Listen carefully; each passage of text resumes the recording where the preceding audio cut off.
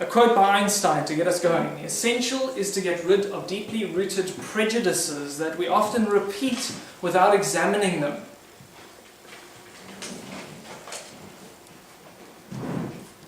What was he referring to when he said? What was he referring to? I mean, you can take it across the board, I think, because it's applicable to any situation. Anytime there's a prejudice, which is basically an assumption, does everyone know what an assumption is? You just split the word and make an arse of you and me. Assume. Okay, that's an assumption. Anytime there's an assumption or prejudice, then we have blinkers on. We can't learn. You know, bull in a china shop kind of vibe. So we want to look at examining our prejudices and our assumptions. Especially if we're not getting the results we want. Because you know the definition of insanity. It's doing the same thing again and again, but expecting a different result. And how many people do that? They're ill, they keep eating the same food and the same food, but they're thinking like, I must get better because I'm having pills. I eat the same food. Eating pills is also eating. You know? And then they're on another med, and then eventually they're on 20 different medications. And they're like, we keep going on this. At some point there's got to be like this is not working. I don't know, it's weird. It's just, people don't seem to get there. So examining cooking food is a pretty deep examination because we've been doing it for, I don't know, forever. I mean, a long time. We'll try in a moment to do this. Why do we need to fix dinner? Humans think that they are way more intelligent than Mother Nature. So we can take a food that Mother Nature gives us and we have to change it, alter it, fix it in some way because it's clearly broken. I mean, just look at the food that's in almost every supermarket. It's the only conclusion you can come to because none of it is even close to its natural form unless you go to the fruit and veg aisle. And like a bit of that is. So small anyway. Yeah, it's so small anyway. And all the tinning, the canning, the boxing, the process. I mean, it's crazy what's going on today. It's not food. One of my mentors said, so much food, so little to eat. Literally, you just have to walk in a supermarket for that to be true. And just last thing on this, again, all the animals out there, wild animals, they eat raw food as nature provides it. They're all lean, they're all healthy, they're all fit. You know, they don't have mental aberrations, radical obesity, heart bypass surgery. I've definitely placed my odds with the wild animals. But like, oh, the humans aren't wild. I know it's a problem. It really is. Like, we really need to get a little more wild. Like, the wild back in the human. What would that look like? You know? People are like, no, we'll become cavemen. I'm like, I'm not so sure. You know?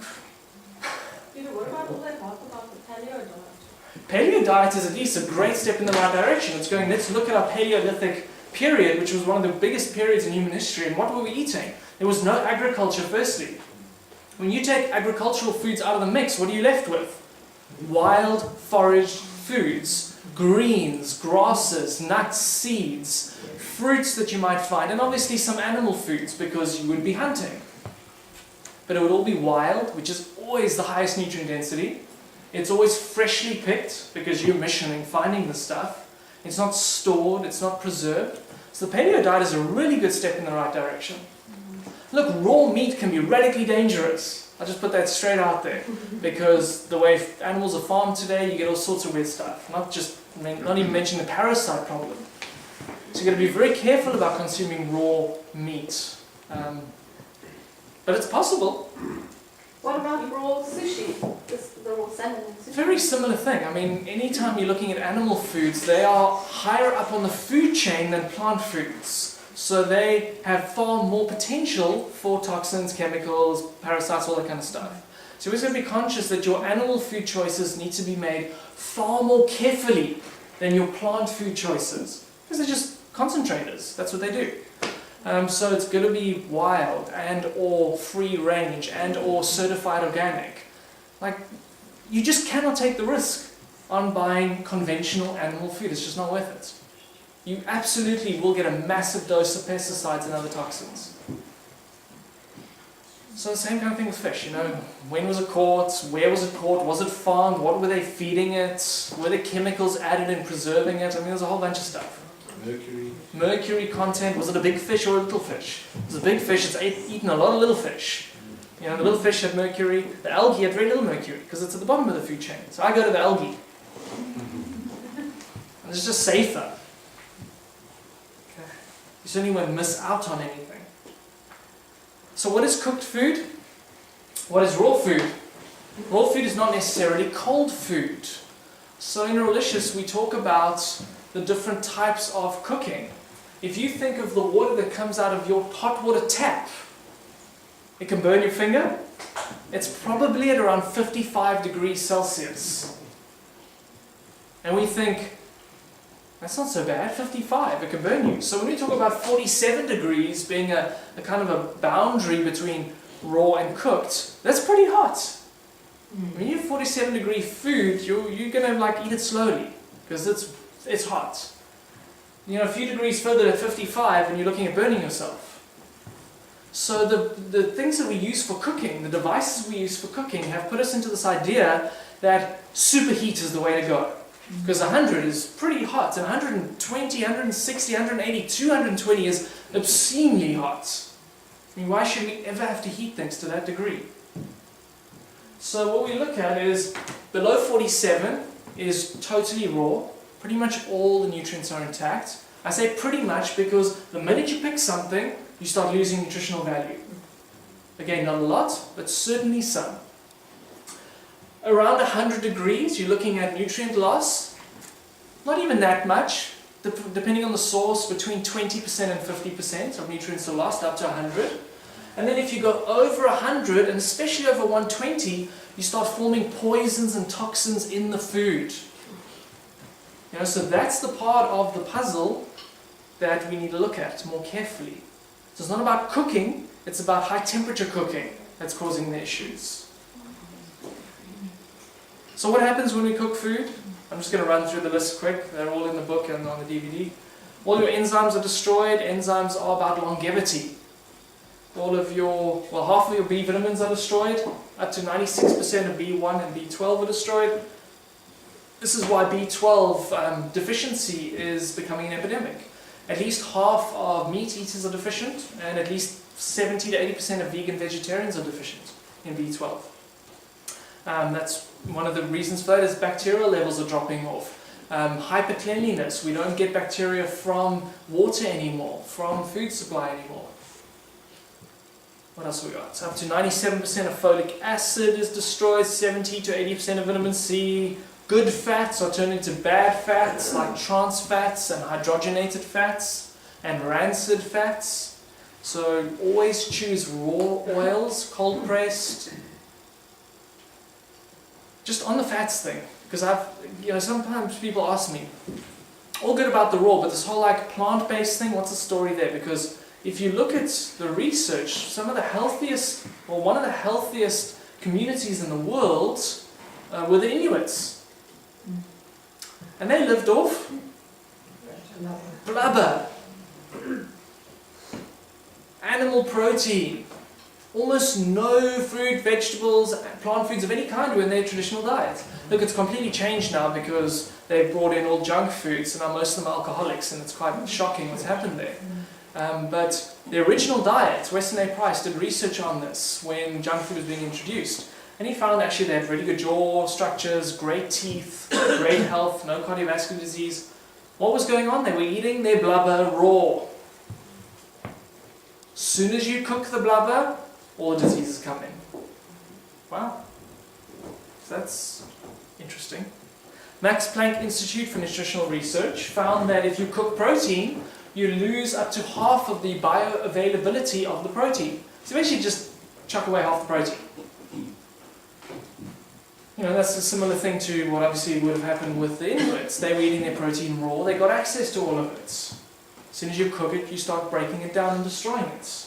What they also found is that altered proteins are not benign. They disrupt cellular function and they speed up aging process. You start aging prematurely.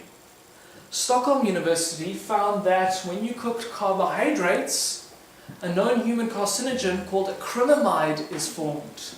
And acrylamide is a pretty nasty chemical. It causes stomach tumors and damages the central nervous system.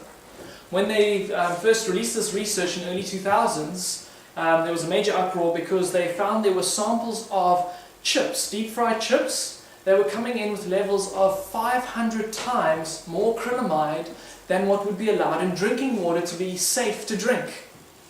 So very, very high levels of acrylamide. And the simple thing with acrylamide is the hotter the cooking, the more acrylamide. So if you're using open flame, so burning marshmallows or using flame on something, blackening or browning stuff, you're looking at visible acrylamide, also known as glycation. One of the most difficult things to detoxify out of your cell is glycated matter. So one of the great things you can do for your health today is to take out all blackened food. I mean, and often even the vegetarians are like, oh, but my roast vegetables. I'm like, no roast vegetables. They go brown, acrylamide. Highly toxic. And if you want to look into this, just Google acrylamide and you'll find it all there. Every year they release a list of acrylamide containing foods in the EU. What else have we got? Ooh, one more. Dr. Paul Kuchikov and Dr. Otto Warburg did some research and they found that eating cooked food, this was in the 1930s, Dr. Warburg actually won the Nobel Peace Prize for discovering the cause of cancer in 1931. Anyone know that? Amazing. Shall I tell you what the cause of cancer is that he discovered? Lack of oxygen. Yeah. Weakened cell respiration due to a lack of oxygen at a cellular level. Lucky for us, when you eat raw food, when you eat green food, it just naturally increases the oxygen carrying capacity of your cells. That's why it works. So what they found is that when you ate predominantly cooked food, your body had a white blood cell reaction, basically thinking the food was some kind of poison or invader. But if you had at least half of your diet being raw by weight, you had a lot less of a reaction, and over 70% of your food, you had almost no reaction. It's one of the reasons we recommend at least a 50% raw food diet. If you can manage 70, so much better for your immune system. But more than all of those type of nutrients, what's coming out in research today is that energy is a primary factor when thinking about food. You had a question? I just was having an argument with somebody today. Is they claiming that everybody's born with cancer cells. Sure, you could. Everyone could be, especially today, because of the toxic load that babies are born with. I mean, babies are born with hundreds of chemicals, carcinogenic chemicals. And I don't know if there's such thing as a perfectly healthy baby anymore. They will be born with cancer cells with that level of chemical toxicity in their bloodstream. And they've published studies on this already to show how many chemicals babies are being born with. So sure, I can go with that. I would say anyone on a Western lifestyle diet is precancerous. The only time they eventually detect cancer in your body is when you've got billions of cancer cells in your body. Your immune system, once you actually have a diagnosis, you've probably had cancer around 3 times, but your immune system's got on top of it.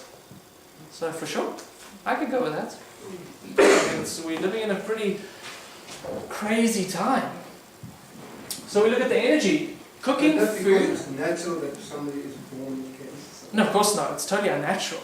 Yeah, I mean, if we were born out, in the wilderness, being clean of body and mind, sure. I mean, why would there need to be cancer? Yeah. Cancer is a damaged cell. Something's damaging that cell, and it's usually a chemical of some kind. And then that damaged cell is fed by toxic food. So cooking turns living food into dead food. I think you've all seen this when you cook spinach or any other vegetable, kind of dies. Okay. Dr. Gabriel Cousins, one of my mentors and an amazing researcher in the States. Has anyone read any of his books? He has a healing center called the Tree of Life Rejuvenation Center in Patagonia. And you can literally go there and a whole bunch of healing therapies. Pretty amazing place. Anyway, he says that raw plant foods have the greatest healing ability to restore the electrical energy of our cell. So every cell is like a little battery, and that battery needs recharging, and it gets recharged by free electrons, also known as antioxidants. Where does the body get these electrons from? Food, air, water, and the earth. 4 places. Hey, there's a lot of sources. Unfortunately, people eat dead food. dead water, breathing toxic air, and they wear shoes. So they cut off all of their resources to free electricity for their cells. So eventually the cell kind of just passes out. And this is what a cell looks like when it's passed out. These are red blood cells. They should be nicely evenly spaced apart. They shouldn't really be clumping together. These little red blood cells, you can see, are all squashed together. So this person is likely exhausted. I would say chronic fatigue, if not full-blown cancer, with this kind of blood. You can get live blood analysis done. That'll show you what your blood looks like. It's a great indication. It could be a good wake-up call for someone. That's where I was in the beginning of the year. Really, your blood looked like this? And have you had it recently checked? Not yet, but I feel Ah. better than that. Let us know what it looks like. I sometimes do it just for fun. I'll go to the person and be like, check it out. And they look at me like, what are you doing?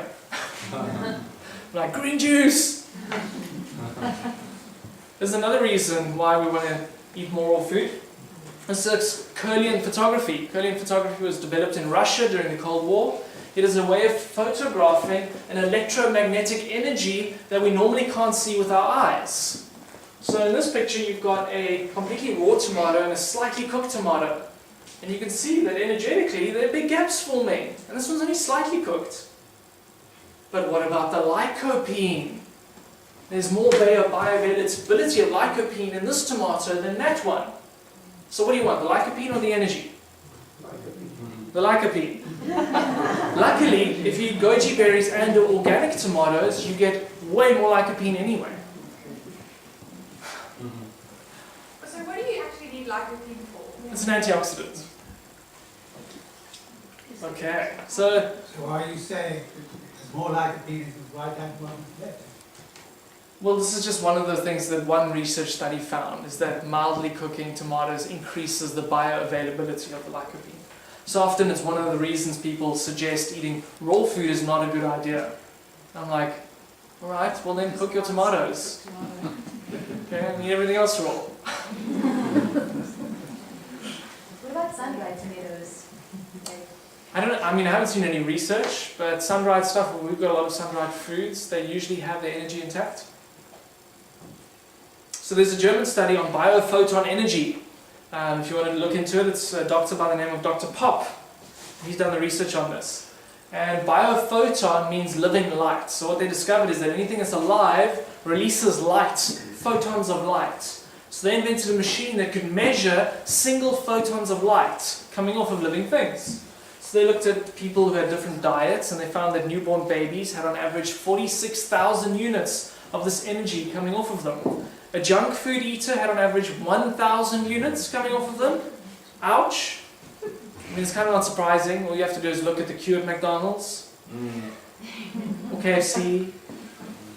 And you're like, I mean, I can't even walk past those places anymore. Actually, someone was telling me the other day, they were walking in the street and they smelled something. And they were like, what is that smell? It's terrible. And they were walking with their wife, and she said, it's the McDonald's we just walked past. Your smell changes completely when you start eating natural food.